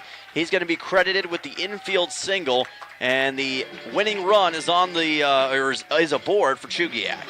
That hit was placed in such a way that the only person to play it coming in was the first baseman. And so it was just a matter of whether Lusky could play it and tag the runner, or if the second baseman Skinner could get over to cover first base before Allen got there. Unfortunately, neither of those situations occurred, and it's an infield single for Allen on just perfect placement. Kai Butler has reached twice today, once on a walk and once on an intentional walk. And he showed bunt here. Pitch got by him anyway. Count goes to 0-1. The Chinooks only need 1 run to walk this game off, so they're going to be doing everything they can to advance Allen around the bases. On the opposite side, the Oilers are going to be doing everything they can to interrupt that advancement. 0-1 coming up here to Butler, the center fielder. Here's a courtesy pickoff back to first. Not going to be able to do anything with Allen. And now, again, because of the way that bunt was laid down by Allen, tremendously performed, you've got the what is the winning run possibly aboard for Chugiak. And it makes this kind of flow from it. 0-1. Here's another bunt laid down, picked up by Parks, who's going to throw to first. He does get that first out. Lusky throws back to second. The runner wasn't there, and he got tagged out. He overran the base, and a huge 2 outs for the Oilers. Sensational play for the Oilers. Chop back to Parks on the mound, who made the easy play to first base. And for whatever reason, Allen made a way too aggressive move around second base, thinking about third. He wound up 15 feet off the bag. And that was a throw to second base where Skinner managed to apply the tag just before Blake managed to get back to the bag. Absolutely huge play for the Oilers, not just because they got the out, but because that run was the winning run, literally the walk-off run, and now you got 2 outs and the base is empty. And it helps a lot with Phoenix West here at the plate now as this pitch is low. So I guess we'll call that a 1-3-4 double play in that situation. Don't see that every day. And I'm not sure why Allen ran that far past second base. I guess he took for granted where he was on the field. But Oilers aren't going to take that lightly. 1-0. Low pitch here from Parks. Count goes to 2-0. Of course, he's going to be a little bit more cautious, I'd say, when pitching to Phoenix West.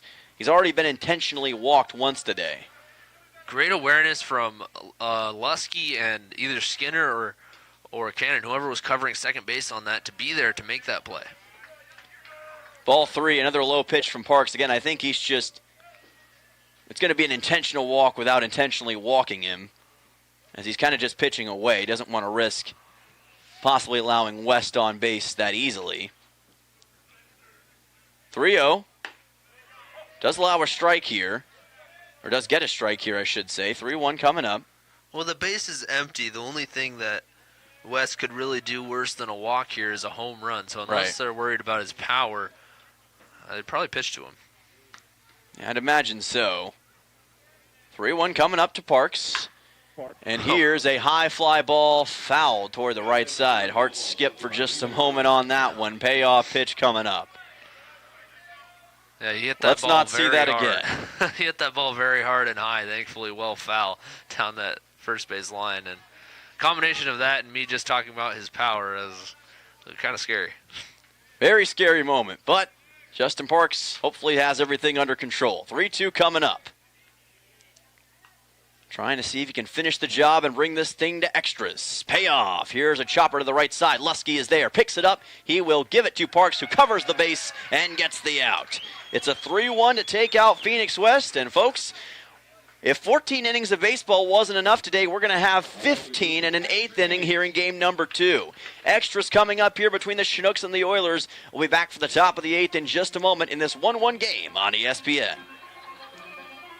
Looking for the toughest trailers and equipment on the Kenai? Head to White Spruce Trailer Sales on K Beach Road, your local dealer for TYM tractors. That's right, they have TYM tractors and implements. Anything from TYM pallet forks, box blades, snow removal, and more. Built to work as hard as you do. From sales to service, they've got the parts you need to keep your equipment running strong all year long. Speaking of service, White Spruce offers a full-service shop with special discounts for commercial companies because supporting local businesses matter.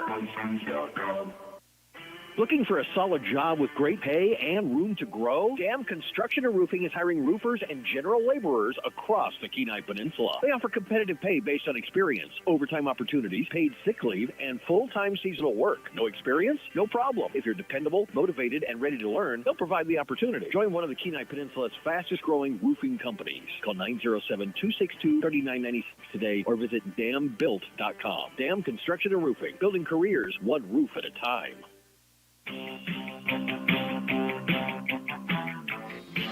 All right, welcome back. This is Oilers Baseball on ESPN, and we've got extra innings coming up here at the top half of the 8th inning. And because of the extra innings rule, let's remember that here in the ABL, an automatic runner starts at second base. So Mark Nellis is going to be at second base. We saw this earlier this year against the Anchorage Bucks in that wild 10-inning contest. So Nellis will start off at second. Luke Lusky leads off for the Oilers here, taking on Evan Rossi. And although you wish Nellis had got a hit there in the 7th inning, obviously, him being on second base is definitely ideal with his speed, the speed he brings to the table. That goes for a strike, counted 0-1. I think the Oilers fans are arguing he didn't go right there on the bunt attempt. They're saying he pulled back, but according to the umpire, he did not, so 0-1 is the count. Lusky's reached on a single and a walk before in this game. Wanted to try the bunt there. Infield's anticipating it, and he's got to be careful with how he does this with Nellis at second. He's going to pop this one up on the right side. Camping underneath it is the second baseman, and the catch is made by Thompson. That will force Nellis to stay at second base. And unfortunately, that's exactly what the Chinooks want. With the runner on second base and nobody out, you want pop-ups and strikeouts. That's exactly what they were able to get off of the bat of Luke Lusky. Now it's up to the hitters behind him to pick him up in this situation. Carson McCormick comes to the plate. He's also reached on a walk today. 0 for 2 otherwise. Trying to see if he can make some solid contact. We know he can to possibly spring Nellis. Nellis wanted to go there but had to go back. As the count goes to 1-0. Stolen base would be huge. It would pretty much make up for that pop-up for Lusky. It's just a huge risk as well, because if you get thrown out, you got bases empty and 2 outs. 1-0 pitch coming up here to McCormick. This pitch is delivered low by Rossi for ball 2. A little bit to the outside as well. McCormick, of course, with that huge double play all the way back in, what was that, the 5th inning, actually. But that actually saved the game now at this point, because this game has gone into extras tied at 1. It would have been 2-1 if he hadn't made that play, so. McCormick hit up the middle. Nellis digging around third. He's got a chance to come home, and he's going to make it in time. And the Oilers have taken their first lead of the game in the top of the 8th, and it's Carson McCormick who gets the RBI single. And what did I say? It's up to the hitters behind Lusky to pick him up, and that's exactly what McCormick does. He saved the game earlier in the 5th on the defensive side. Now he possibly saves the game here in the top of the 8th, essentially the top of the 10th, with an RBI single scoring Nellis from second base. Jack Holubowski will come to the plate. He's got the other RBI for the Oilers today on a sac fly that brought in Brooks Hassenclaver back in the 6th inning. The Oilers are on top in extras. This pitch delivered here high and tight from Rossi for ball 1. Count goes to 1-0. Now, don't get me wrong, that first run is important, but here in extra innings, the Chinooks are also going to get that starting runner on second base. So if you're able to score McCormick there from first base, that puts you in a much better position to win this ballgame. Absolutely does. There's a strike. Count goes to 1-1. And right you are, because the Chinooks are going to get that runner at second as well, you really, if you're the Oilers, want to try to find a way to score McCormick. That gives you a little bit more distance and puts you in a really good spot to close this out. 1-1. Here's a ground ball through the left side for a base hit from Holubowski. He will be safe at first with a single. McCormick advances to second, and the Oilers are cooking with grease so far in this top of the 8th. The Oilers, their offense has come alive late all season. It's just this game, it took a little longer than normal, came alive very late. Well, I guess not really. It's the 8th inning. So in a typical 9-inning game, this is when they'd be coming alive. So this is a great time for the Oilers to do what they're doing, and the hits just keep coming. Let's keep that going. Garrison Jones will come to the plate. And the home plate umpire is going to take a couple notes as Dave Dawson and Garrison Jones are going to have a conversation. There's a pinch runner on, or excuse me, not a pinch runner on, my apologies. Thought there was for a second. Dave Dawson's just talking to Garrison Jones about this at-bat. Wouldn't be shocked if the Oilers were to try pinch hitters at some point, but with the 2-1 lead, you don't have to worry about that as much right now. At this point, all you're trying to do is add to your advantage that you've already got here in extras. Garrison Jones, 2 for 3 with 2 ground outs and a strikeout. None of those are hits that you want in this situation. You want a deep... A no-needle, no-scalpel vasectomy is a safe, effective move. If you're done building your team, it may be time to strengthen your defense. Dr. Alvarez can perform your procedure in Soldotna or Homer. It's quick, comfortable, and a whole lot easier than chasing toddlers into extra time. Don't leave your future up to a lucky bounce. Call Peninsula Surgery and Aesthetics 907-235-1010 and schedule your no-needle, no-scalpel vasectomy. Score some peace of mind and enjoy the games.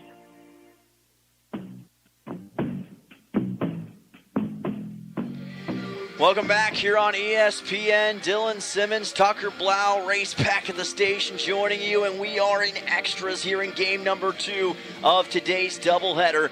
The Oilers trying to close out a 2-1 potential victory over the Chugiak-Eagle River Chinooks. And there's a new pitcher on the mound for the Oilers.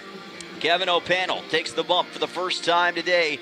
He has been incredible this season in these one-inning spurts in which he's been brought in, and has a multitude of saves to show for it. Justin Park's day comes to an end after 2 solid innings of work to keep the Oilers in position, and now Peninsula needs just 3 outs to secure the victory. However, the Chinooks have the tying run automatically put at second base because of the extra base rules. So that will bring Cal Whip to the plate. Phoenix West is the runner at second base for the Chinooks right here, and that is a pretty rough scenario for the Oilers considering he's got some of the best speed in the ABL. But Whip will be at the plate, and he'll have to contend with Kevin O'Pannell, who's been money in these situations. Ran into the Glacier Pilots a few days ago, had some struggles but still closed it out, and is now trying to do the same here. Bottom half of the 8th inning, and Whip at the plate. Again, the Chinooks, if they can get the run to score, would extend this game. And a bunt's going to be laid down here. It is a fair ball. The throw to first is in time, but that advances the runner to third. So 1 away, but Phoenix West is now at third base, 90 feet away from scoring, and that will bring Drew Hurst to the plate after Whip's sac bunt. As Dylan was just telling you guys, the only run the Chinooks really care about is scoring that runner from third. Anything else is just a bonus. Obviously, it'd be a big bonus. It'd win them the game. But really, that scoring the runner from second base is absolutely crucial for the Chinooks to extend this ball game. And so that's going to be by far and away their top priority. Hurst has reached twice on walks and grounded out to first unassisted in the bottom of the 6th. And again, like you said, Tucker, it's all about that runner at third. That's what the Chinooks are trying to get right here. Can't really go for a bunt at this point. And O'Panel's going to deliver a strike. Counted 0-1.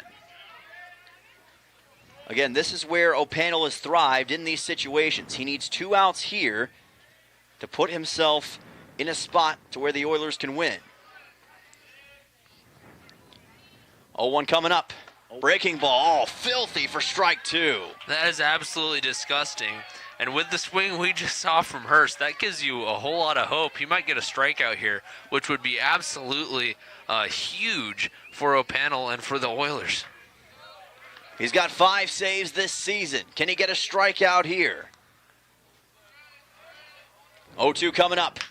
Here's a ground ball delivered too short. They check the runner at third, and they get the out at first. A 6-3 for out 2, and the Oilers are 1 out away from closing it out in Chugiak. What a huge out for the Oilers. The benefit of playing your infield in is that it's hit right at Cannon there on the infield grass, or turf, I guess, and because he fielded it, you can't send the runner from third. Easy play at the plate, holds the run, looks the runner back to third, throws across the diamond, and now you've got 2 outs, and the Chinooks need a base hit to score that run. Any out here wins the Oilers the ball game. Absolutely gargantuan play. Moyer at the plate. He's flown a ball out 3 times in this contest. O'Panel strike 1 on a fastball. Needs 2 more of those to close this thing out. Chugiak has been one hard team to beat today, but the Oilers are that close to doing it. Remember, though, the runner is at third in this situation. Represented by Phoenix West. 0-1. Little low from O'Panel this time. Count evens. 1 ball, 1 strike. 5 saves on the season in 5 appearances for Kevin O'Panel. This would be number 6 if he could get it.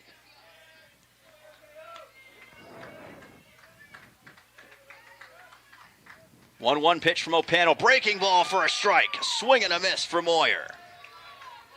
And now, O'Panel and the Oilers, 1 strike away, 1 out away from beating the top of the ABL Chugiak-Eagle River Chinooks. Can O'Panel get it done?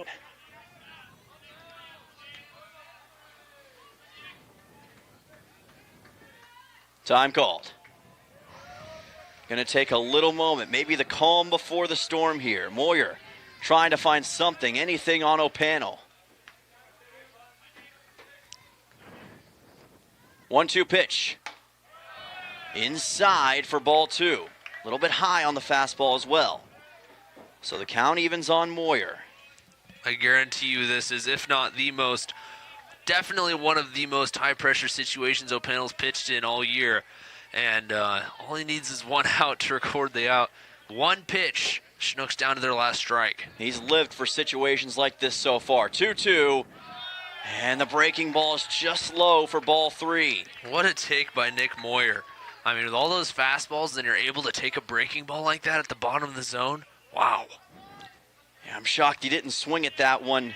Bold take, but it worked out. And now a payoff pitch with 2 outs coming up. Hang on to your seats, folks. The 3-2 coming up from O'Panel. Payoff pitch. This ball popped up. Will it be playable? It is in foul ground. It's toward the dugout, and it is caught by Luke Lusky to end the game.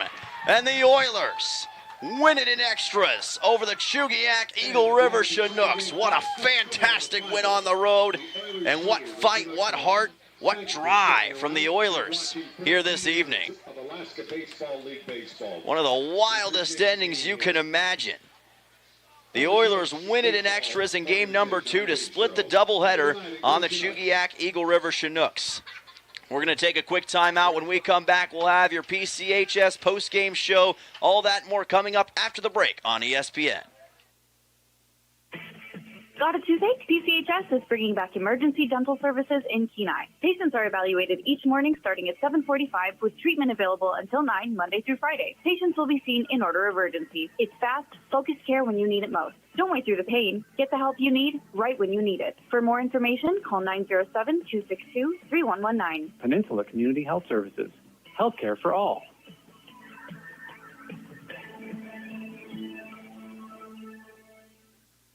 When trying to find a dentist, it can be challenging, and Ridgeway Family Dentistry knows this. Ridgeway is a new state-of-the-art facility offering you pain-free dentistry and is family-friendly. Even if you don't have time to have multiple appointments, Ridgeway Family Dentistry can complete all your treatment in one easy visit. At Ridgeway Family Dentistry, they know how important it is to have a smile and know how that can change your life. For your next dental appointment, call Ridgeway Family Dentistry at 262-8404. The World Cup's coming and everybody's talking defense. Here's a strategy that works long after the final whistle. If your family is complete, a no-needle, no-scalpel vasectomy is a safe, effective move. If you're done building your team, it may be time to strengthen your defense. Dr. Alvarez can perform your procedure in Soldotna or Homer. It's quick, comfortable, and a whole lot easier than chasing toddlers into extra time. Don't leave your future up to a lucky bounce. Call Peninsula Surgery and Aesthetics 907-235-1010 and schedule your no-needle, no-scalpel vasectomy. Score some peace of mind and enjoy the games.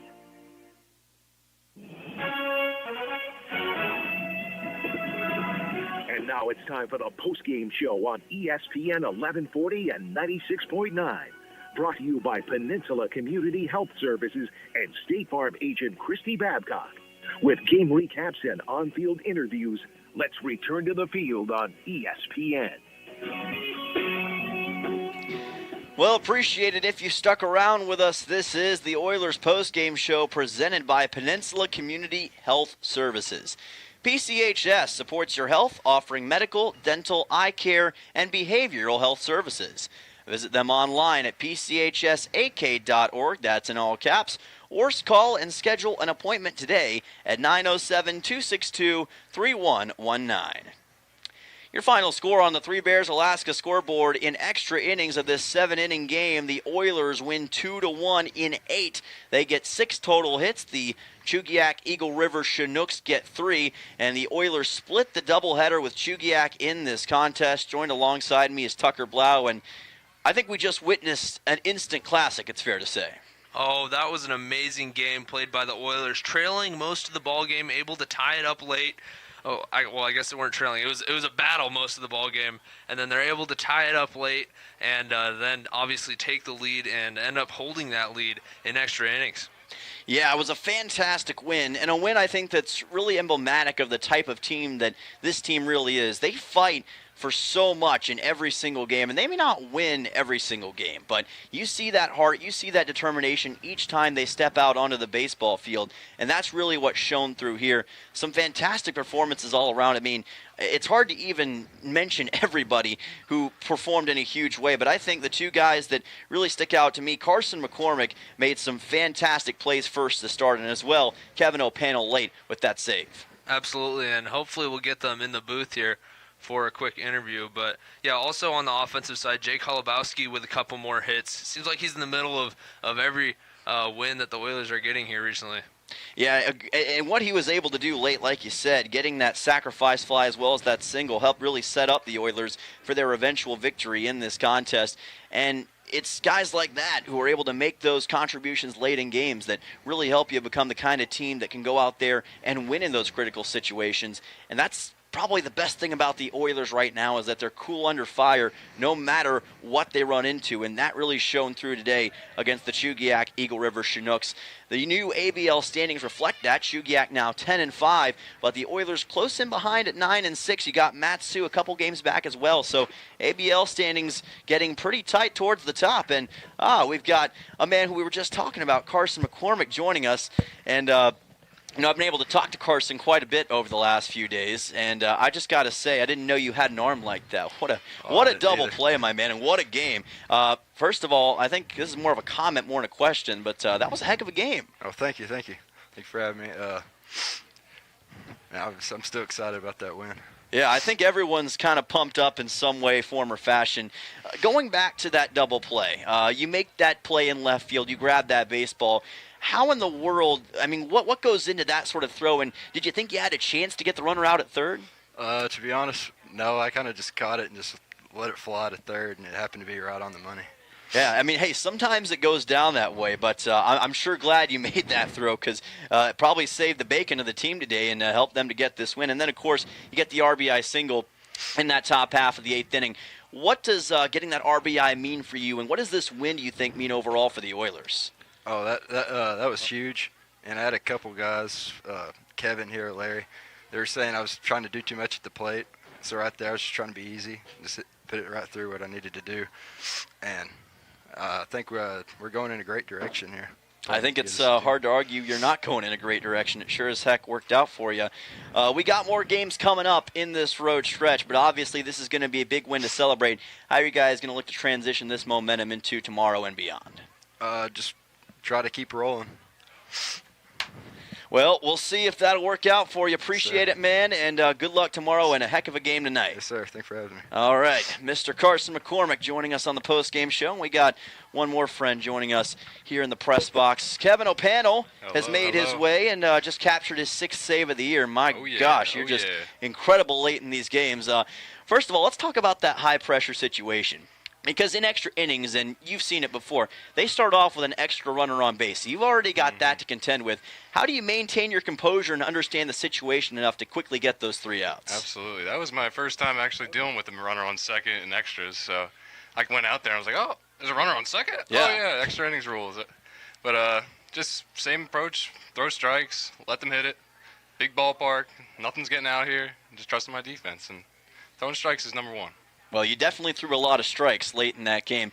You had a great performance, but you had some other guys who also pitched today who also showed out in a big way. Justin Parks, Nate Ramirez. We had Luke Dixon starting on the mound. What can you say about what those guys were able to do to help hold Chugiak to just 1 run? It's just passing the rope, like one guy after another, doing our job. I got the 1 inning in the end, but that's not everything. It's the 2 innings before me with Parks and shut it down. An absolutely great start from Luke. Like, 5 innings, zeros. Like, great day for him. Absolutely. Yeah, set you guys up well late in that contest. Well, we know that you got more road games coming up on Monday, Tuesday, and Wednesday, but just talking about the game tonight, what do you think this win can do for you guys as you look to the rest of this road stretch? Yeah, I think this is a momentum game. Like, we looked up to them in the standings, and once we came here and kind of got tossed around that first game, we were a little bit down, and just to battle and battle and battle, and it takes every inning. And just by the end, we had a lot of fire and got those 2 runs across, and we scored. Well, where do you think we might go for eating tonight? I don't know. I just hop in Coach's car, and he takes me wherever he takes me. I think you should have some input on where we end up going all said and done. Well, Kevin, thank you so much. Congratulations, and I'll see you in the van. Thanks so much. Kevin O'Pannell joining us here for the Peninsula Oilers. And, again, what a sensational win here tonight for the Oilers over the Chugiak-Eagle River Chinooks. Tucker, as we get set to close out this broadcast on ESPN, any final thoughts about this win and looking ahead to tomorrow's matchup when the Oilers take on the Anchorage Bucks? Yeah, I've said it before and I'll say it again. I love how this team stays in the ball game all the way to the end. They're never out no matter what the score, no matter what the count. And obviously this one close all the way through and fighting all the way to the end. Just a terrific win. Great momentum changer for the season. Terrific win. I think it's a good way to describe it. And as I was saying, we will see you all tomorrow because the Oilers hit the road again. They will be in Anchorage at Mulcahy Stadium against the Bucks, looking to avenge a loss at Mulcahy from just a few days ago. Myself and Tucker will be on the call. Make sure you tune in. That will be a full 9-inning game, so should be a good time. But for Tucker and for Race back at the station, that is going to do it from Chugiak here tonight. Oilers win 2-1 in the second game of our doubleheader. This has been a presentation of ESPN. So long, have an electric night, and we'll see you tomorrow.